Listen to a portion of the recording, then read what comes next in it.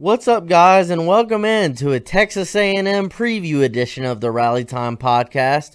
I'm your host, as always, Justin Babin Jr. Christian is back here in the producer's chair, as always, throughout LSU baseball season. As always. Bang! You got it on point. You got it on point. I expect to hear that impression at the watch party this weekend. I want to hear it in person.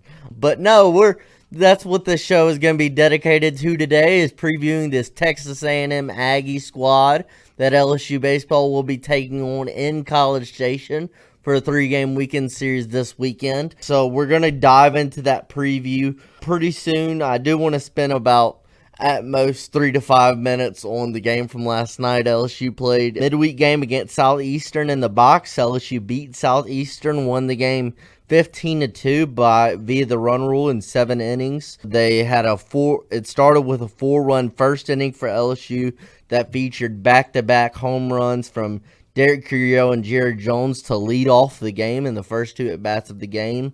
LSU also scored a run in the second and a run in the fifth. They also scored 5 in the 4th inning off of 4 hits and 1 error that was made by the Southeastern defense. And then Ethan Fry walked the game off in the 7th with a grand slam for Ethan Fry that walked the game off. As far as pitching in the game, William Schmidt started the game, and he started the game well with 5 strikeouts through the first 2 innings, but he did give up a run in both the 3rd and the 4th inning after that good start in the first 2 innings. DJ Primo came in for William Schmidt and had probably his best outing of the season so far. DJ Primo did. He pitched 1 1/3 scoreless innings while only giving up 1 hit and striking out 3. Good outing by Primo. Jaden Newt did strike out the side in order in the 6th before Connor Ware came in the game and pitched a scoreless 7th. Derek Curiel, Daniel Dickinson, and Josh Pearson all had 2 hits in the game against Southeastern last night. So good midweek win. It's definitely good to get a midweek win after what happened, the debacle that happened against Northwestern last Tuesday. But you didn't really care about that much after beating Tennessee, and LSU's back on track. I mean, they're number 2 in the country now in the D1 baseball top 25, and yeah, let's get into this Texas A&M team that LSU plays this weekend. So the Texas A&M Aggies are 25-19 overall in the season. They are 8-13 in SEC play. They were actually ranked number 1 to start the season. They were the preseason number 1 team in the country according to D1 baseball.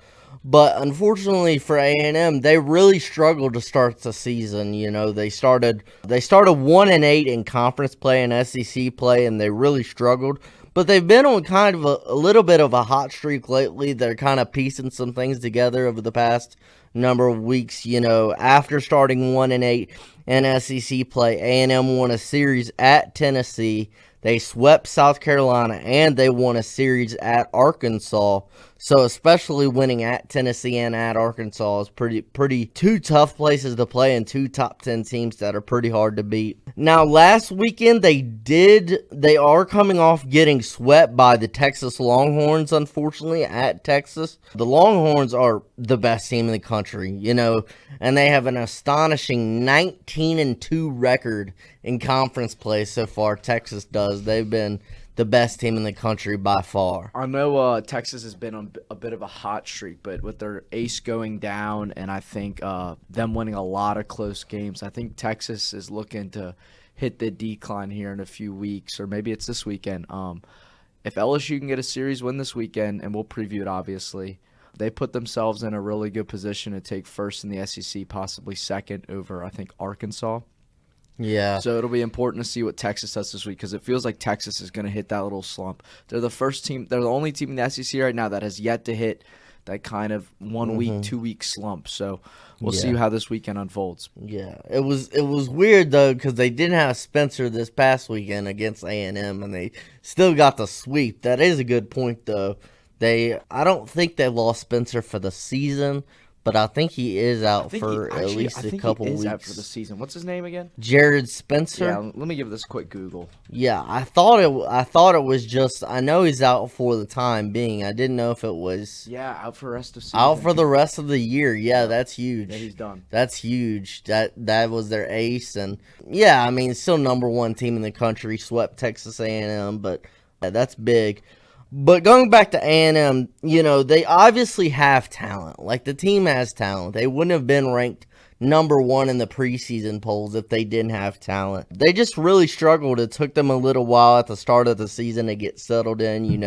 They have a new coach in his first season after Jim Schlossnagle left to take the Texas job. Jim Schlossnagle was A&M's coach last season, and he left to go to the Longhorns. But, A&M's been playing a lot better lately. It's always a challenge to win on the road in College Station, no matter the sport. Like, College Station is one of the hardest places to play in football and baseball and all of that. They have their traditions and all of that, but it's a hard place to play. So I think the record's a little bit deceiving for A&M. They obviously have talent, which we're about to get into. I know the team won't do this, but as LSU fans, don't come in expecting a walk in the park based on the record, because they have gotten better since starting 1-8 in SEC play, and it's always hard to win in College Station. I'm going to go through the rankings for batting averages and for pitching ERA for this A&M squad. I think it's valuable at this point in the season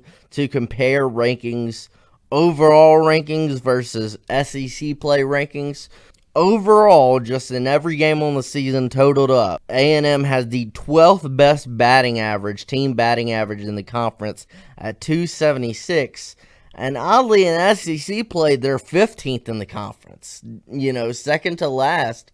Only Missouri has been worse in terms of batting average, the .253 average. But again, I think some of that, Christian, is coming from the first 3 weeks of play. Like, if you watch this A&M team, you could tell this is a different team than those first 3 SEC series that they played where they started 1-8. ERA overall in the season, they're 7th in the conference with a 4.26 team ERA, and in SEC play, they're 9th in the conference with a 5.83 team ERA. But yeah, I mean, this team's getting better, kind of finding their stride a little bit. Now, yes, they did get swept by Texas, but again, Texas is the number one team in the country. They're, in line to be the number one national seed as the Texas Longhorns, and 19-2 through the first 21 games of SEC play from the Longhorns is phenomenal. I can't remember the last time a team has started 19-2 in the first 21 games of SEC play. That's kind of crazy. Getting into the roster and kind of what it's going to look like. Start on the mound like we usually do. So the ace for Texas A&M is left-hander Ryan Prager. Left-hander Ryan Prager is their ace. Prager has a 2-3 record with a 4.04 ERA and 62 1/3 innings with 54 strikeouts and 15 walks. So Prager has a low 90s fastball, but he also has a premium changeup and a really good breaking ball to go along with that low 90s fastball. And last week against Texas, Prager probably had his best SEC start so far this season. Last week against Texas, he pitched 5 2/3 innings and only gave up 1 run on 6 hits, 1 walk, and 3 strikeouts. I know these are preseason awards, but it just shows you kind of the expectation for Ryan Prager, and he's had a really good season. I mean, preseason, he was 2025 preseason first team All-SEC, and he was projected to be the preseason SEC pitcher of the year in 2025, according to D1 Baseball. So Ryan Prager had those high expectations, and he's delivered on them for the most part. I mean, he's having a really good season. He is. Moving on from Ryan Prager, the Saturday guy you should expect to see in Game 2 start on the mound for A&M is left-hander Justin Lampkin. Justin Lampkin, the left-hander, has a 3-5 record with a 3.92 ERA and 62 innings with 69 strikeouts and 14 walks. 69 strikeouts to only 14 walks is a really good strikeout to walk ratio for Justin Lampkin. Lampkin has a a 93 to 94 mile per hour fastball with a really nice slider to go along with it. And against Texas last weekend, Lampkin pitched 5 1/3 innings, gave up 2 runs, 1 earned run on 4 hits, 2 walks, and 8 strikeouts. The Sunday guy, the Game 3 starter for Texas A&M, is left-hander Miles Patton. Miles Patton has a 3-3 record with a 4.84 ERA and 57 2/3 innings. 57 2/3 innings for Patton with 64 strikeouts and 12 walks. Patton has a low 90s fastball along with a slider as well. And then against Texas last Sunday, Patton pitched 5 2/3 innings, gave up 3 runs on 6 hits, 2 walks, and 5 strikeouts. So what you'll notice about the 3 starting pitchers weekend rotation for A&M is they're all left-handers. I expect to see Ethan Fry get a lot of at-bats this weekend. I mean, he has been getting at-bats every weekend, but it's kind of been platooning between him, Josh Pearson, Jake Brown, kind of like stuff like that. And I just think that Ethan Fry, with him batting right-handed, will be better, at least, being in the starting lineup. Now, we're about to get into the bullpen. It's kind of weird dynamic where all of the 3 weekend starters are left-handers for Texas A&M, but most of their bullpen are right-handers. So you'll probably see a lot of mixing and matching by Jay Johnson as the game goes along. Maybe you see Ethan Fry start a couple games, and then Jake Brown and Josh Pearson come in late in the games. Kind of like platooning, like Jay has done all season, to a lot of success, but that's what to kind of expect. Specifically talking about the bullpen for A&M, their best arm by far is right-hander Weston Moss. Weston Moss is their best bullpen arm. He has a really good ERA, a 2.37 ERA, 38 innings with 39 strikeouts and 13 walks.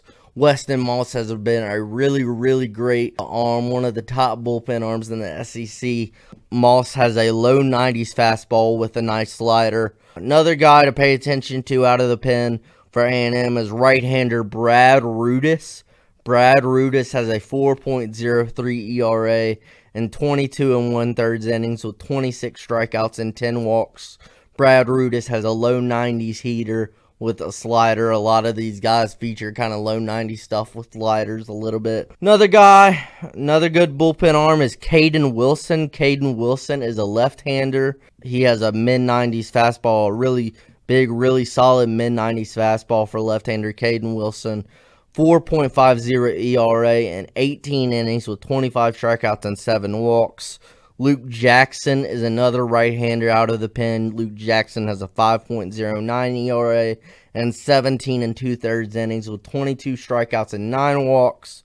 Luke Jackson has a mid-90s fastball at 94 to 96 miles an hour to go along with a nice cutter as well for Luke Jackson. And the last bullpen arm we'll kind of talk about here is Clayton Freshcorn. Clayton Freshcorn is a right-hander with a 5.19 ERA and 17 1/3 innings with 20 strikeouts and 7 walks. And then Freshcorn has a mid-90s fastball between 94 and 97 with a real good slider, a wipeout slider for Clayton Freshcorn. So, this pitching staff has, been good at times this season. At times they have been bad. They're not necessarily consistent, but I'd say the thing to highlight with them is, again, you're going to see all lefties start on the mound, and then you're going to see a lot of righties out of the bullpen. So I expect the lineup to be changed around in all 3 games as the games go along to benefit that matchup for LSU. Turning to the other side of the ball, the hitting side, the number one guy you definitely have to pay attention to on the at the plate for Texas A&M is Jace Laviolette. Jace Laviolette has a .303 batting average with 9 doubles and a team-leading 15 bombs and 52 RBIs. So Laviolette leads the Aggies in both homers and RBIs. Laviolette is currently the number 7 overall draft prospect in the 2025 MLB draft, according to MLB.com. He was the number 2 overall prospect in the 2025 MLB draft for a while, and now he's sitting at number 7. But definitely pay attention to Jace Laviolette. He was first-team All-American last year in 2024, so definitely a guy you want to pay attention to. Terrence Keel II. Terrence Keel leads the team in batting average with a .327 average with 10 doubles, 1 triple, 1 bomb, and 24 RBIs. Terrence Keel had 3 hits, including 2 doubles in the series against Texas. Another guy you want to pay attention to is Caden Sorrell. Now, Caden Sorrell was injured for a while at the start of the year. So he was injured for a while, was Caden Sorrell. But he's been really, really good ever since he returned. I mean, ever since he returned after being hurt at the start of the season, Caden Sorrell has a .348 batting average with 5 doubles, 1 triple, 7 bombs, and 21 RBIs. Although he does have a lot fewer at-bats than many of the other top hitters on this Aggies team because of his injury at the start of the year. But, I mean, he has past success in 2024 last season. Caden Sorrell was on the freshman All-SEC team last season in 2024. So, Caden Sorrell has been really good. He was really good last weekend against Texas. He had 4 hits with 2 RBIs, including a home run last weekend against Texas. So, I'd say the top 3 guys to pay attention to at the plate for A&M are definitely Jace Laviolette, Caden Sorrell, and also pay attention to Terrence Keel II. A few more guys at the plate for Texas A&M. Wyatt Hensler. Wyatt Hensler has a .306 average with 13 doubles, 9 bombs, and 30 RBIs from Wyatt Hensler. Caden Kent. Caden Kent has a .277 average with 10 doubles, 1 triple, 9 home runs, and 41 RBIs. 2 guys to pay attention to as well. They've been pretty good. Bear Harrison and Ben Royo have both been starting a lot more lately due to their solid play. Bear Harrison and Ben Royo didn't start a lot earlier in the season, but they've both seen a lot more playing time lately in conference play because they've been really good. Bear Harrison has a .303 average with 6 doubles, 8 bombs, and 31 RBIs. Meanwhile, Ben Royo has a .287 average with 4 doubles, 6 bombs, and 11 RBIs. And, you know, Ben Royo actually probably had the best weekend at the plate last weekend against Texas. Ben Royo last weekend in 3 games against Texas had 6 hits. So pay attention to him. He seems to be hot as of late. A few more notes. Blake Benderup has 7 homers on the season for the Aggies, and then Hayden Schott is batting .252 with 2 doubles, 4 bombs, and 33 RBIs. So, as we get through, you know, we're about to do our predictions. I'd say a few points. Definitely pay attention to, you know, with 3 lefties starting for A&M this weekend. Pay attention to those guys on the mound, especially to Ryan Prager. I mean, Ryan Prager is definitely one of the best starting pitchers, not only in the SEC, but in the country. I mean, he's really good. And definitely pay attention to Ryan Prager. Another good matchup to put, you know, Cade Anderson against Ryan Prager on Friday night. That's going to be another good matchup to watch out for. I mean, pay attention to Jace Laviolette and Caden Sorrell and Terrence Keel. Those guys, for sure, those are the top 3 bats. You know, when you look at the stats and the numbers, and when you look at them, you know, when you watch them play, they're the top 3 guys, Keel, Sorrell, and Laviolette, to pay attention to. Let's get into our predictions. Let's go ahead. I'll go ahead and give my prediction, Christian, and then you can give yours. I'm going to pick the Tigers. I'm going to pick LSU to take 2 out of 3 this weekend. I'm not going to pick them to sweep, but I will pick them to win 2 out of 3. I think they're going to win. I'm going to say Friday and Sunday. That's what I'm going to say. I'm going to go Friday and Sunday. I have a hard time picking the sweep against A&M because it's on the road and it's in College Station, and I just think it's hard to win there, period. And I just think, you know, a sweep would be impressive. Even if, I've said it before and I'll say it again. I think the series is going to be very competitive, and I think the record A&M has is deceiving. I think the 8-13 record as in conference play is very deceiving for A&M. I mean, they obviously have a lot of talent. They have one of the top guys in this year's draft on their team in Jace Laviolette, and they have a lot of talent. I mean, that's why I know people don't care about preseason polls, and you shouldn't. Don't put much value into them, but I'll say this. This is what I will say about preseason polls. A team is not going to be ranked number 1 in the preseason poll if they don't have talent. Like, they're not going to. So, yes, they're not the number 1 team in the country. They're not ranked. But they were ranked number 1 at the start of the season because they have talent. Like, it took them a while to find it. They've been better lately. They had 2 really big series wins at Arkansas and at Tennessee, which were really impressive. And, I know the team won't do this, but don't come in thinking, oh, A&M, bottom of the rung in the SEC. No, they're a good team. They're talented, and they've been playing better lately, and it's always hard to win in College Station. And don't forget this team where they were last season. I mean, last season, they were competing for a national championship. They were in the CWS finals in Omaha last year. And Ryan Prager, Jace Laviolette, and Caden Sorrell are just a few of the guys who were on that team last season.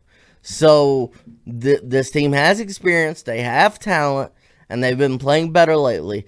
I'm going to pick LSU to win the series. I'm going to pick them to win 2 out of 3. LSU will win Friday and Sunday, and they'll drop the game Saturday. That's my prediction. I really like how I love what they did against Tennessee. Big thing I kind of want to see that's going to be key to me is where does Casey Evans fit this weekend?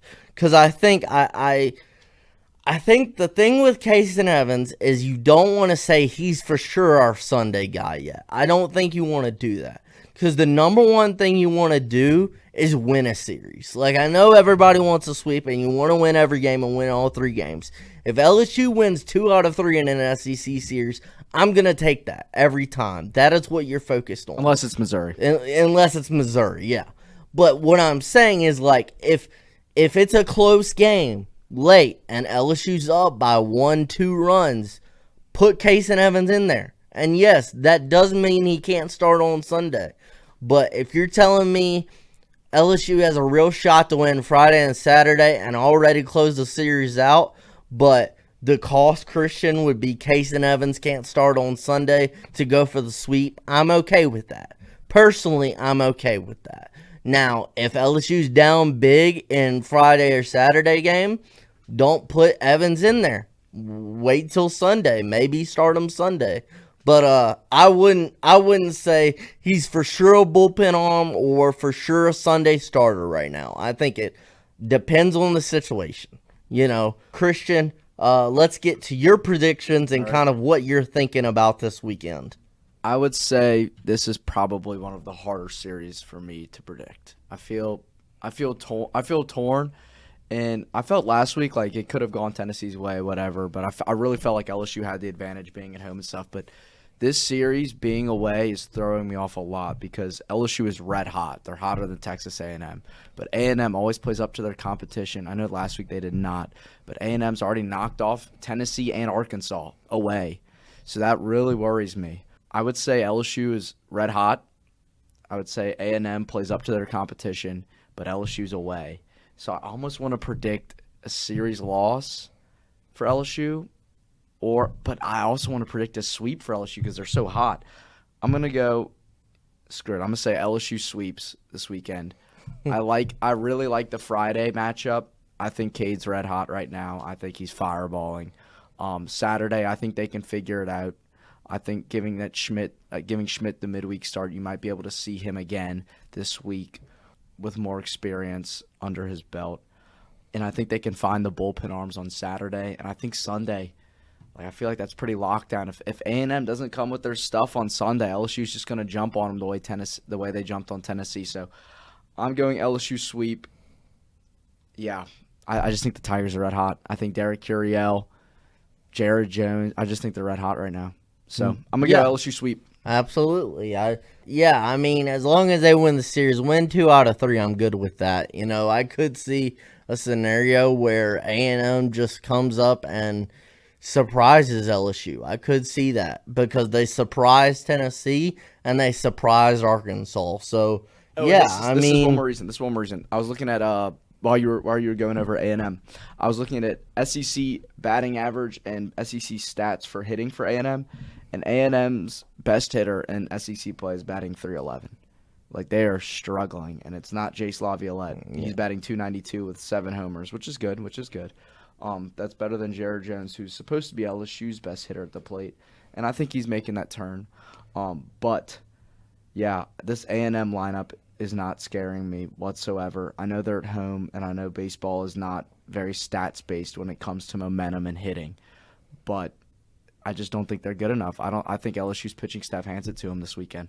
Yeah, I think LSU. I will say I feel like Prager's a really good pitcher on Friday, so I think he's really good. I'd say I think that the A&M lineup, I don't think they're bad, but I'm not. Like, I think LSU pitching staff, if they're on point like they were in the Tennessee series, I think LSU's pitching staff has a chance to be really impressive this weekend. Yeah. But yeah, so Christian's going with the sweep. I'm going with the LSU series win, but I have them dropping the game Saturday and winning Friday and Sunday. But we thank you guys so much for tuning in. Let's kind of go through the times for these games. Again, watch party on Friday night. We're planning to do a watch party. Pay attention to that. The Friday night game is at 6. Game 1 of this series is at 6. Game 2 on Saturday is at 2. And the finale on Sunday, Game 3, is at 1. Again, pay attention to Friday night. We're planning to do a watch party, stream it on YouTube, stuff like that, on the Jordy Culotta Show YouTube page. So pay attention to that. We hope y'all have a great weekend. We hope that you're doing well. Like, share, comment, subscribe, and thank you guys for tuning in. Have a good one.